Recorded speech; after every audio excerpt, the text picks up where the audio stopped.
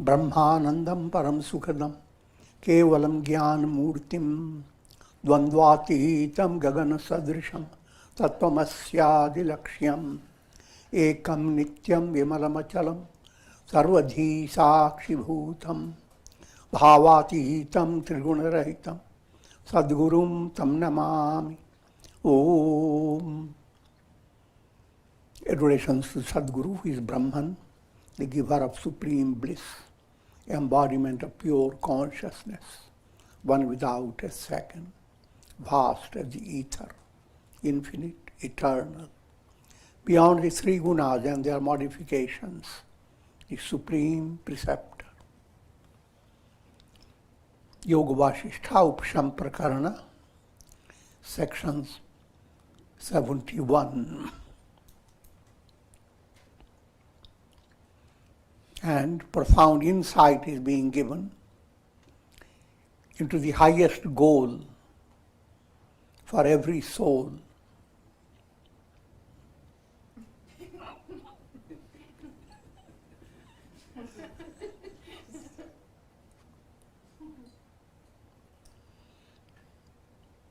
The highest goal is realization of the self, revelation of the truth.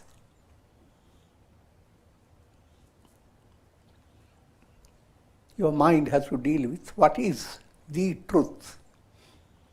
Yeah. But not in a worldly manner, because the mind simply goes after. Practical reality is revealed by your senses, mind and senses through your nervous system. Just like no matter how much information you get through your iPad, all informations are through a little mechanism coming, flowing. So that may help you, give you data to work upon, but that is not reality. You can have a wonderful feast demonstrated before you, best of fruits and best of foods, delicacies, halwas, pakoras.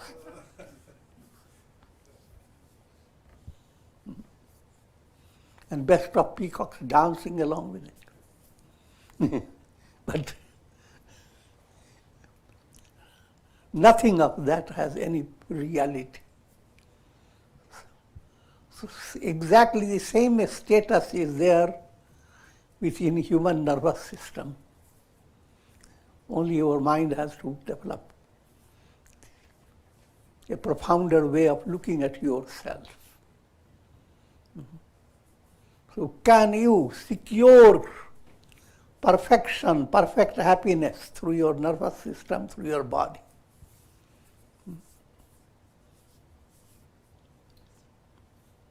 And again, the world gives you the illustration. Nobody has done it so far.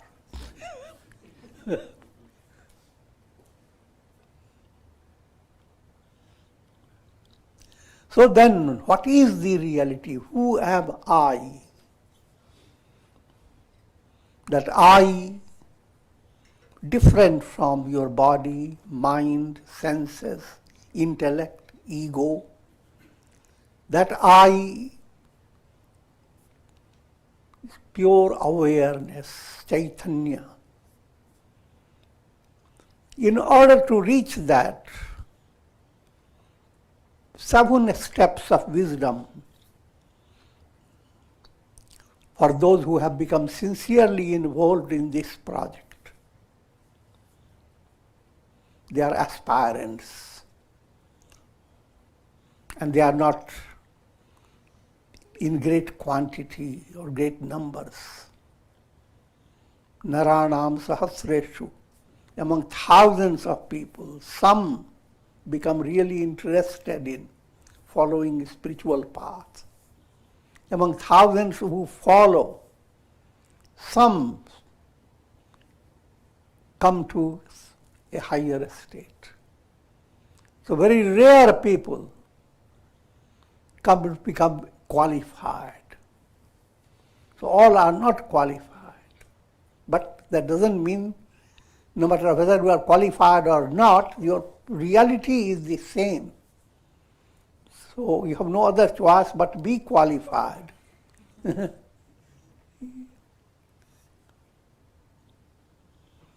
Without going to details, I'm giving you simple points. Remember always 7 steps. Shubhecha, aspiration. Good aspiration. Shubh, good, auspicious. Divine, ichha, desire. Divine desire, shubhecha. All your desires were on fire. Try to understand this little joke.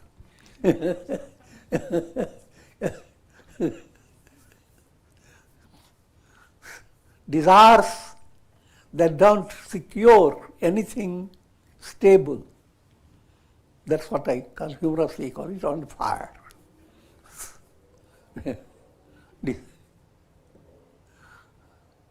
So that's not good desire. When you have good desire, good, the desire term has been so cheap that we call it aspiration. Divine aspiration. I will not go into details of describing it, but just I'm giving the general highlights. The second step is known as vicharana. Now being an aspirant, sincere aspirant, first you go on securing the qualities that are needed to be a sincere aspirant. While you are doing it, you don't have to wait until you completely become perfect. While you are doing it, add to your mind the process of reflection, what is known as inquiry, as if you are making a quest without request.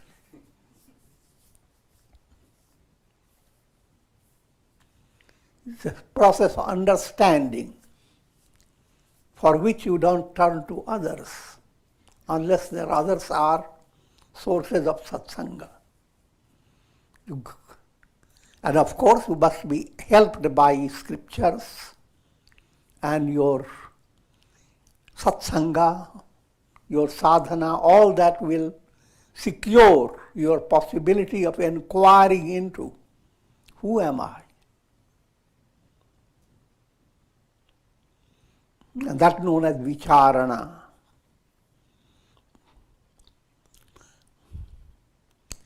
And as you begin to inquire into who am I, think of those who are practicing yoga exercises and they sometimes practice yoga nidra. And every time the yoga exercises conclude, they practice the rehearsal for death. Shavasana.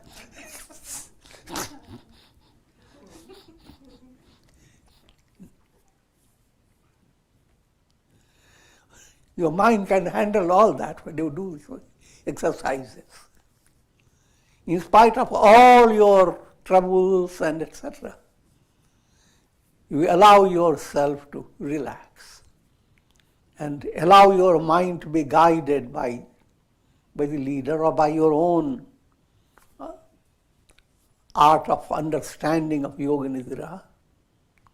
Then you bring to your mind affirmation that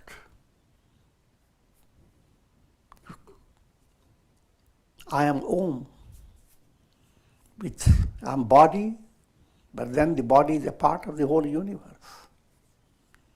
Or I am mind, and mind is inseparable from the cosmic mind. Whatever mind it is, mind is ocean. I'm just giving you one sample. There are many ways of vicharana.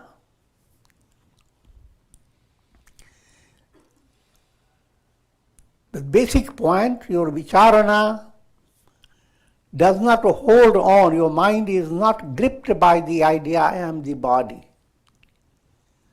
Your mind is ready to let this idea go. Your mind is ready to let the idea that you belong to a certain family and with so many problems you have to face, all you let them go. And it is instinctive. When we are told, your mind goes into a big turmoil. How can I let all this go? When you sleep, all go away. So people don't have any idea of the nature, their own mystic nature. I will not go into too much detail, but Shubhecha leads you. The moment that type of mentation develops within you of looking for who am I? First point is a point of wonder. Your mind understands that what you are now doing is the best thing you would ever do. Atmanastu kamaya sarvam priyam bhavati. In this whole world, what is the best?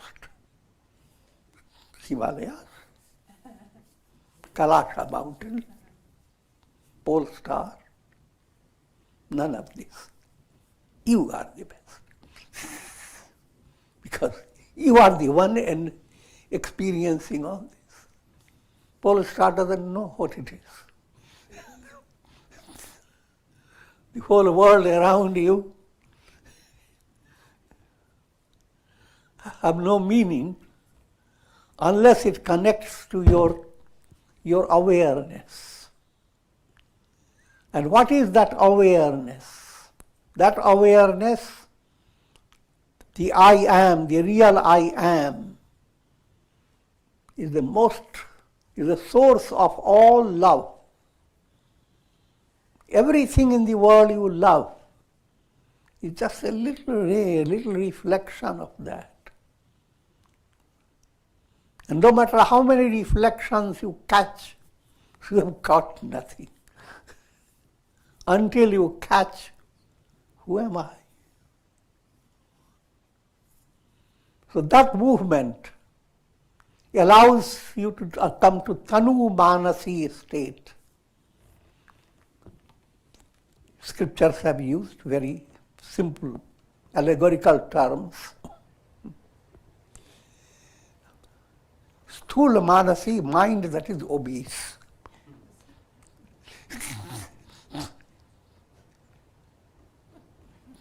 Tons of weight. Tanu, completely emaciated, thinned out,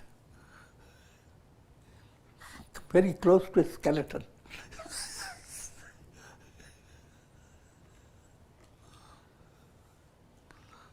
So, fattened mind that goes on storing lots of stress day by day,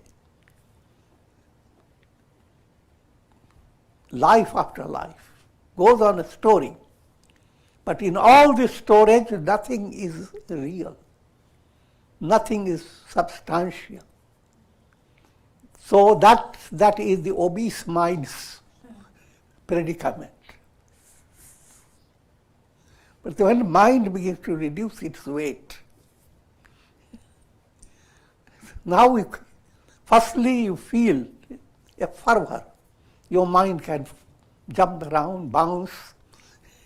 It can feel free in spite of all the challenging situations and whatever the world may be. When we teach all this, doesn't mean that you simply let go the world and your duties. That you continue. Only if you go into these lines, you will remain unaffected, you will do the best to face situations. with perfect precision and skill. But you will not store in your heart frustration and despair.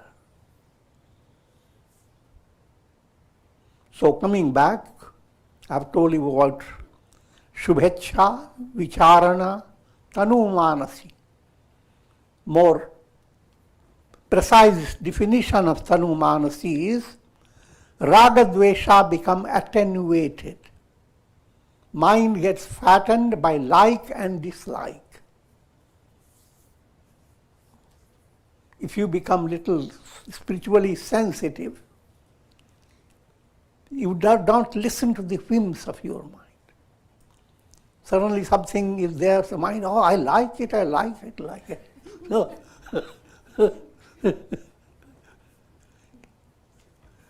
Allow your mind to be little detached. Understand, is it really? You like it, then find what you can gain out of it. Just don't go, fall into it. So when you begin to reduce the impact of like and dislike on your mind, similarly a situation has come. Something it has aggravated your personality. Temper is rising within you. Irritability to slip out of your nose.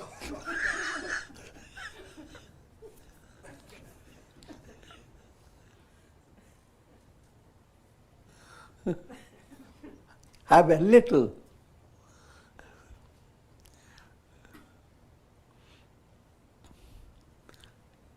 patience to understand what are you really handling it.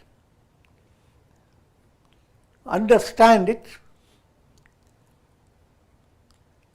in a mature way, not in a like a kid, but with a mature mind. Something you dislike it, is it really so dislikable? Or is it a pickle? You dislike it. But put before your food, you like it.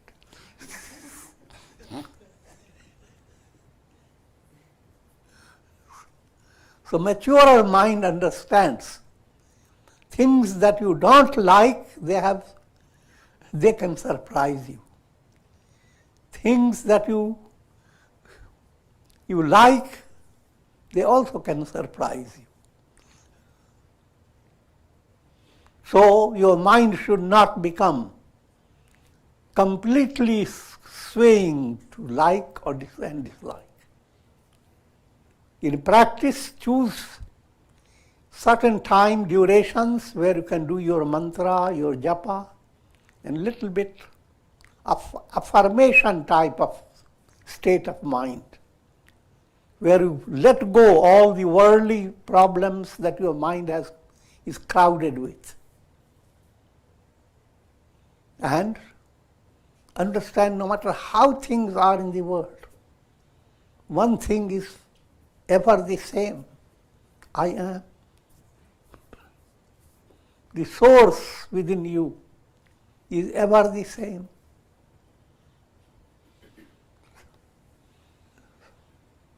So that type of movement, there comes then in your psychological aspect of your mind, the impressions of raga and dvesha are there, but their impact will be less and less.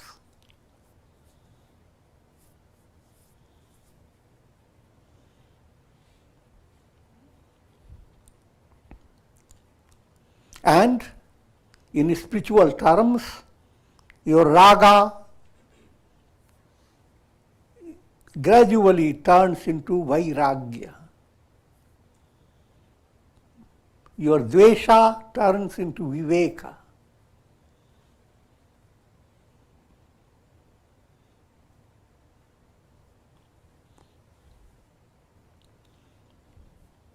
Viveka is discriminative mind.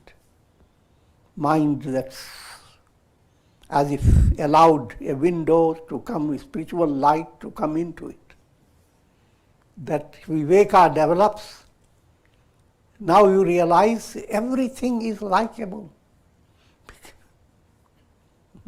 Consider the lilies, how do they grow?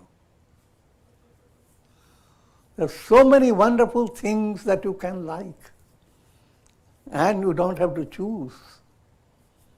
The very breath that goes through your nose, coming from the same source.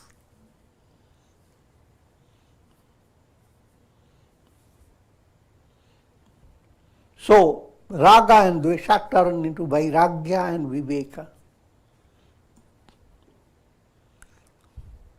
And that movement is progressive, not sudden. And that is what leads you to tanu manasi state.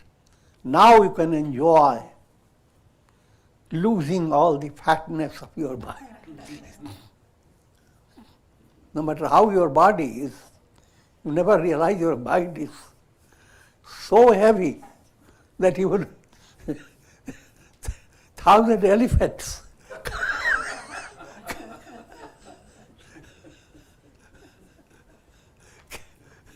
will become light before the heaviness.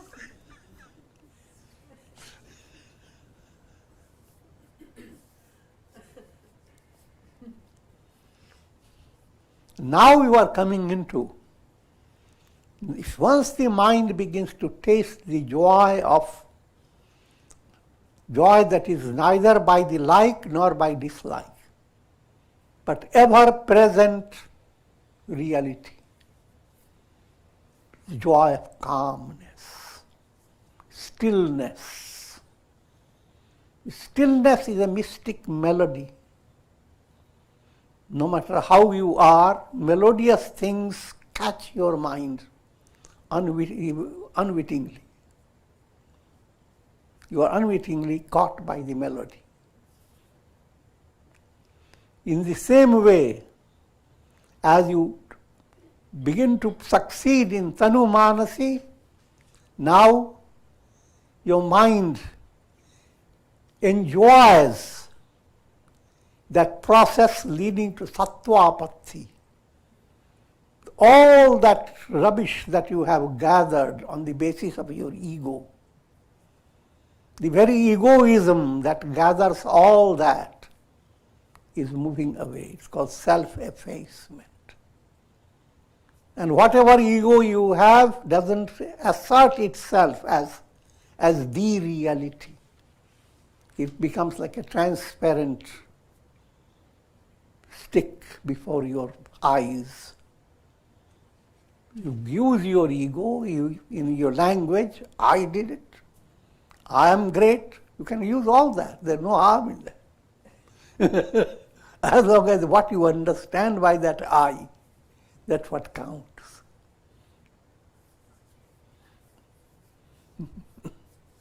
Otherwise you will say, God alone does it. I don't do anything at all. Have you seen anybody wobbler than me?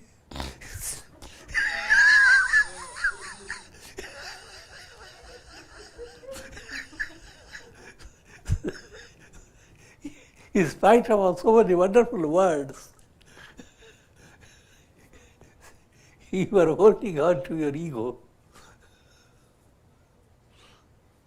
So try to understand subtle details. In sattva-apatti, therefore, you don't have to say it. I am humble.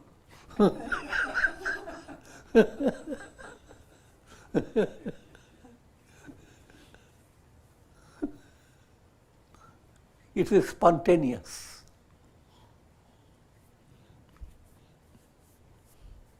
The early stage being develop humility, the sense of pride that you are succeeding. Advanced state, it's your nature. God does all that and you have to claim, I did it. What use?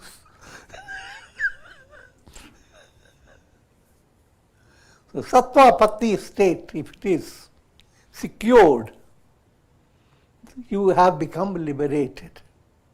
You are jivan mukta.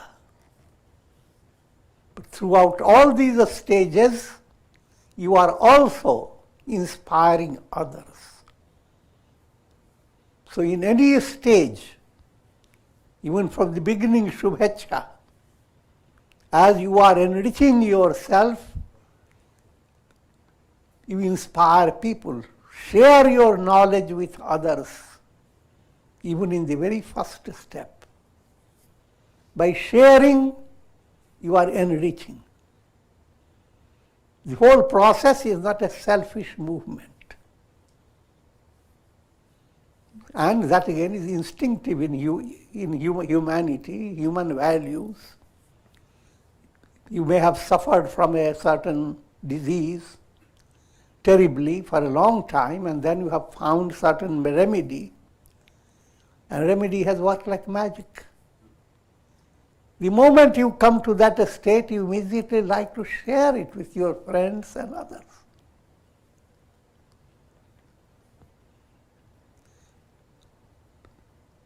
I'm just giving you illustrations. Similarly, things that calm your mind in difficult situations, things that are needed to console a person in terrible circumstances,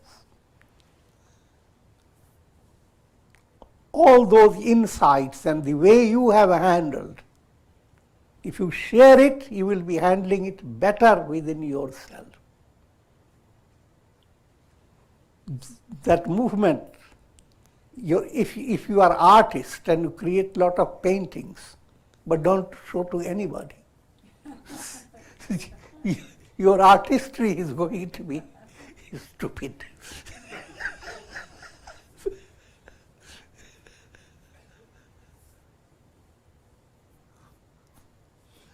This doesn't mean that you have to look for others. It's automatic. A flower blossoms and its fragrance has to be shared.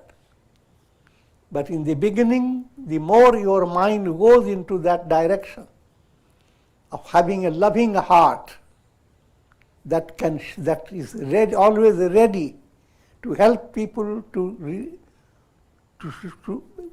be relieved of their problems. And that gives you a kind of joy that money doesn't give. So, that type of subtle spiritual wealth comes to a very advanced state. Having given you these 4 steps, Shubhecha, Vicharana, Tanumanasi, Sattva-patti, now these other higher stages are automatic. But for students of Vedanta, they become inspiring study. What will happen if Sattva-patti begins to advance? What will happen to a dark cloud that has let in light of the sun pass through? How many changes will occur? If the cloud is a personality, it begins to see its color changing. The whole beautification suddenly comes to explosion.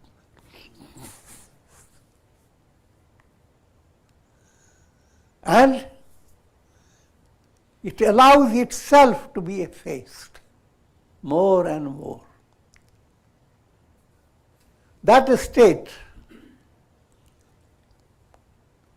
called Asam Sakti, the world is no longer creating, the cloud is no longer being drawing opacity, more and more moisture. Rather, cloud is losing its opacity. That losing the opacity is asanga. The world was constantly clinging to you. Now you are constantly washing your hands.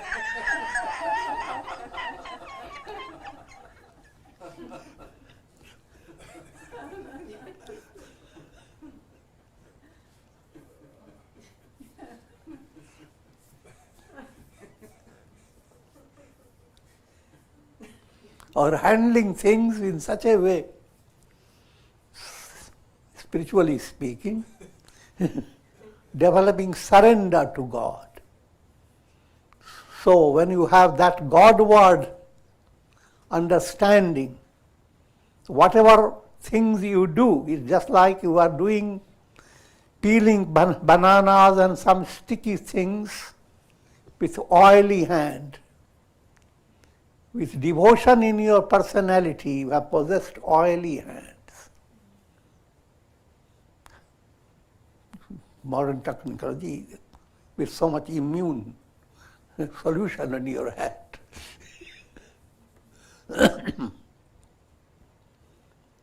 So much so that nothing in the world will stop you from your advancement. So you are completely, your movement is free from the world around you. You handle all things, all karmas, and karmas do not create any restriction in your movement. It's asanga. Now comes to another state. You are not detaching from anything.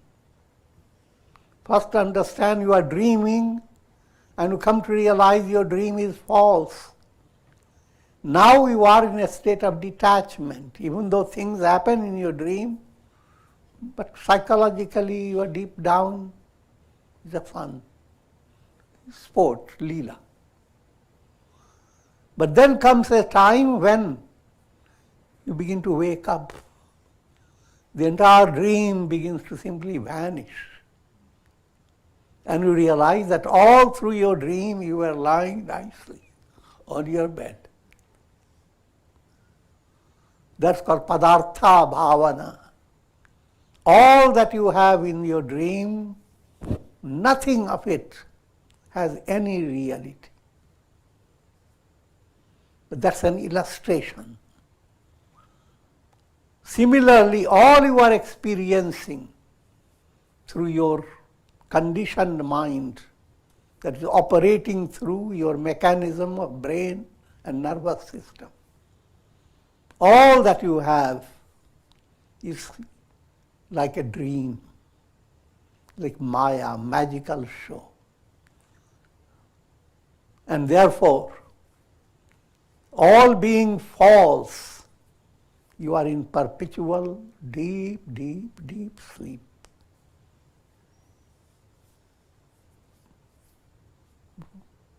Diving in the ocean of eternity, ocean of bliss. But that padartha bhavana is compared to being like in deep sleep. The result of padartha bhavana is called turiya. Now everything that we were describing in the terms of waking, dream, deep sleep, all these terms vanish. Absolute, which is indescribable, beyond all descriptions, and it is pointed out as the fourth. The whole world the whole movement is described with A-U-M. And the fourth aspect of Om is called Turiya, transcendental. These are all details. And details really don't count. Same Turiya is called Turiyatita, when you don't even call it fourth. Brahman is not fourth, he is one and absent.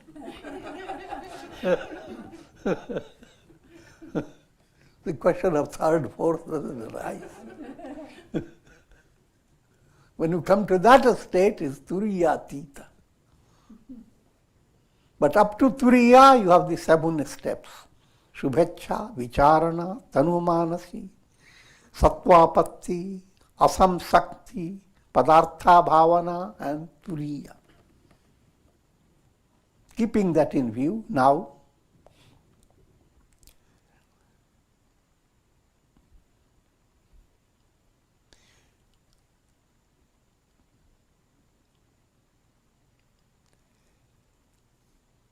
Like a bird, the chitta abandons one body to go to another, according to its vasanas, subtle desires. And wherever chitta goes, it carries with itself the reflection of the self. Just as the sun radiates its rays in the same manner, the reflected self radiates its rays, causing the appearance of the waking and dream states of consciousness. Let me simplify this point.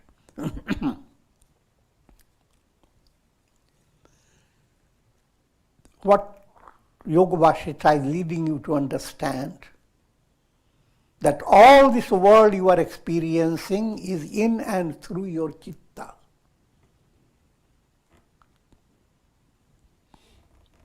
And that's also Raja Yoga's statement.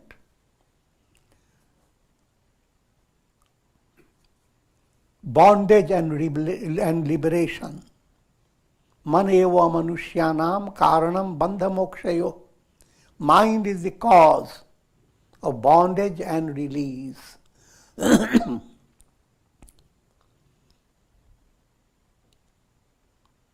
And mind is playing the role of water in a jar. Consider your personality as a jar, and mind is the water in it. Now your personality with that mind becomes very special. What does the mind do? It creates an illusion of a space, hiding the real space of the jar. Real space of the jar is absolute space, is a space all over. It is not a portion of the space. You don't handle portions. Give me a small flask of the space. The real space of the jar is absolute space. But the water mind has created reflection of the space.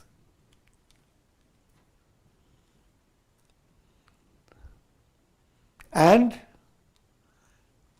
also reflection of the sun that illumines everything, that's the Brahman.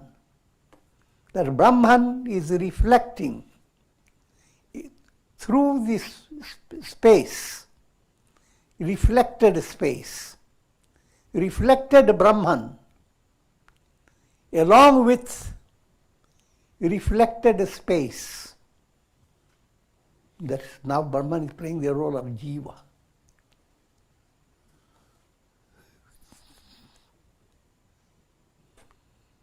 Jiva shines, but Jiva is consciousness.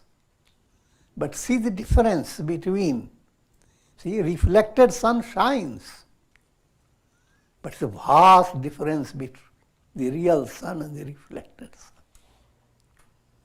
But no matter how vast, if you ask the question, what is its reality? It is the sun. Deluded mind causes now illusion of space. You look into the jar and you're seeing vast space. Even the sun itself come down into that space. And many other things. All things are happening. But the real space remains ever the same.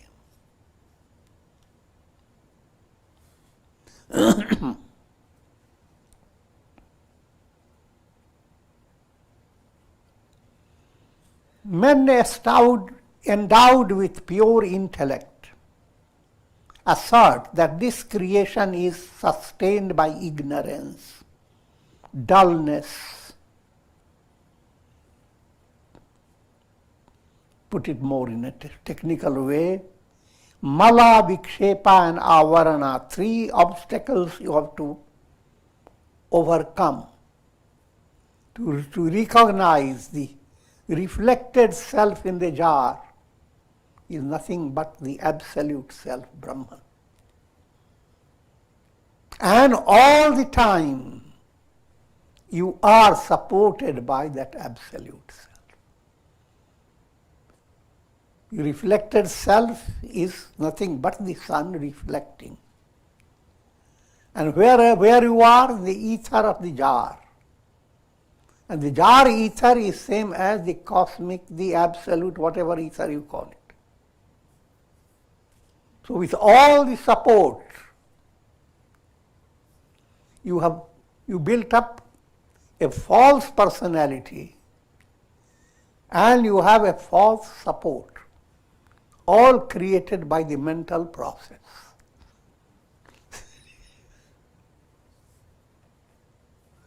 In order to treat this situation, go after three things, mala, vikshepa and avarana.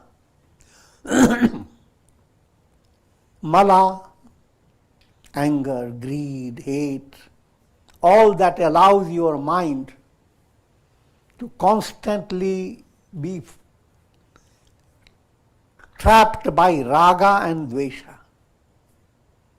All the impurities that keep your mind to like or dislike. Few days things have been likable. Few days things are so dislikable. You don't know where to put your neck.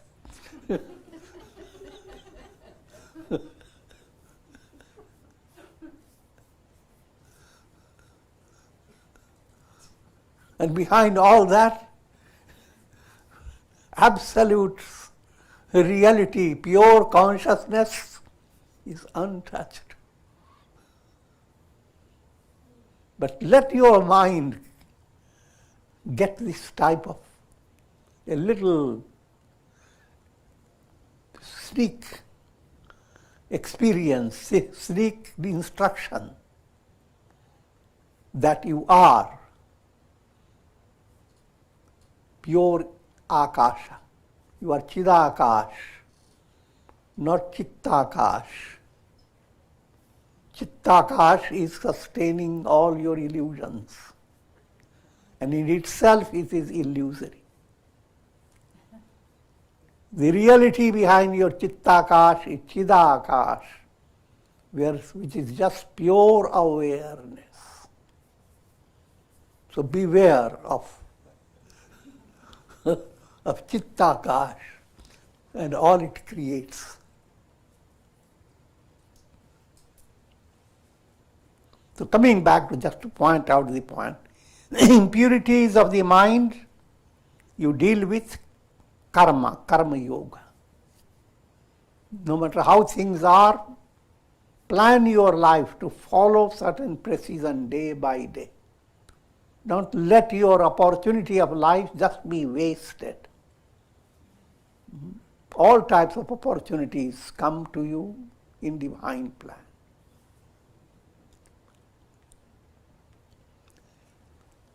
Bhakti yoga, that becomes a profound movement that you are supported by divine hand. Upadrashtanumantacha, God is watching over you. No matter how much you have grown up, you are just a baby in divine hands. And God is watching over you. And God is ever ready to encourage you, ever ready to reward you, and shower His grace that will bring that which you never imagined.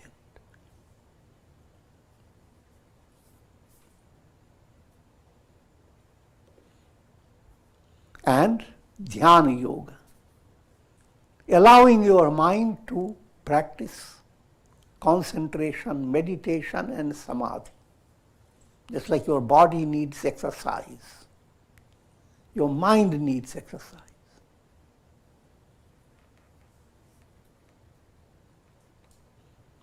And Jnana Yoga. A constant training, first exercise for your intellect. If you don't exercise your intellect, you become dull-wit.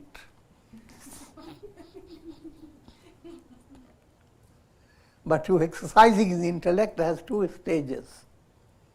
The worldly exercise that keeps you worldly, practically a good person, a practical person. But exercising your intellect to follow the path of divine faith, the path of 7 bhumikas, the 7 steps of wisdom, that type of insight growing within you, jnana, leading you to ascend the steps of wisdom. That's the climax of all yogas. So all this together is called integral yoga. The scriptures simply say yoga, be a yogi. But modern times yoga has created problems. Which yoga? We call it integral yoga.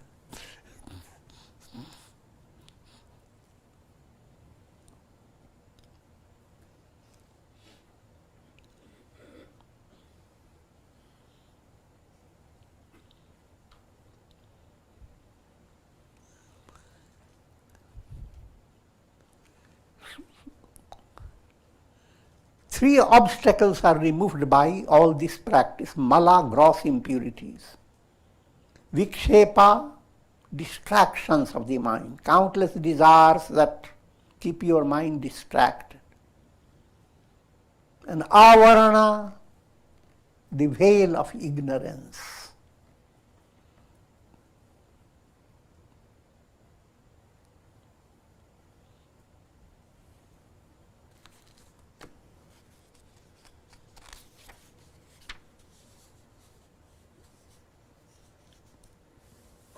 Since this world is nothing but a projection of the chitta, it is chitta, chitta is whole mind stuff, that must be inquired into.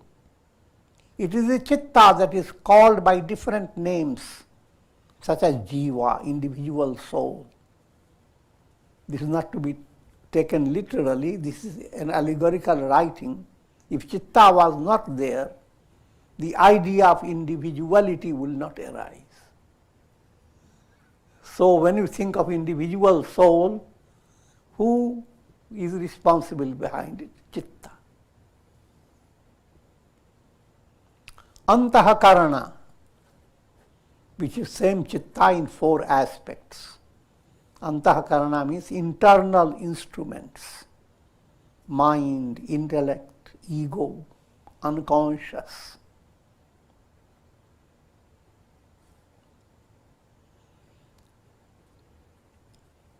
And it is chitta that gives you the distinction between jada and chetan. That this is inert, lifeless, and this is with life. This is a stone, and this is a turtle.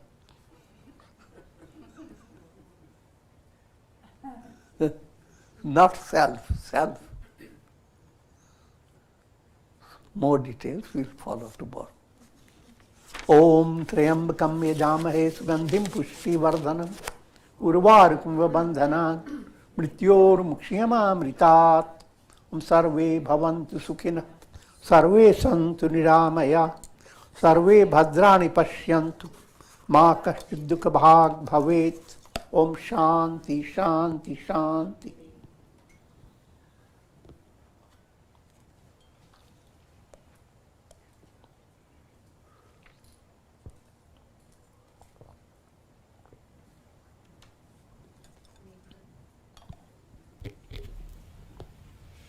Any questions, preguntas for Swamiji?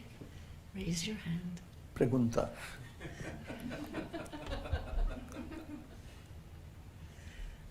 No preguntas. Mm-hmm. Well, our classes continue safely as usual, and a lot of people are now watching Swamiji, which is very good. Okay, so we conclude for the evening. What?